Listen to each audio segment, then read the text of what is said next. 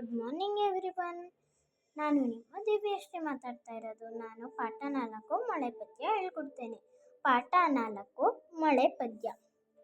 ಬಿಸಿಲ ಜಳಕ್ಕೆ ಕಡಲ ನೀರು ಆವಿಯಾಯಿತು, ಆವಿಯಾಗಿ ನೆಲದ ಕಡೆಗೆ ಬೀಸಿ ಬಂದಿತು.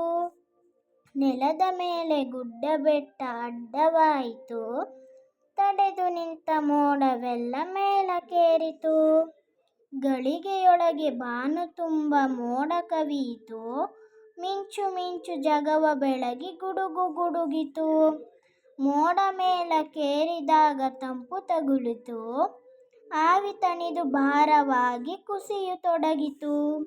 ಮುತ್ತಿನಂಥ ಮಳೆಯ ನೀರು ಕೆಳಗೆ ಸುರಿಯಿತು, ಕೆರೆಯು ತೊರೆಯು ಹಳ್ಳ ಹೊಳೆಯು ತುಂಬಿ ಹರಿಯಿತು. ಈ ಪದ್ಯವನ್ನು ಬರೆದ ಕವಿ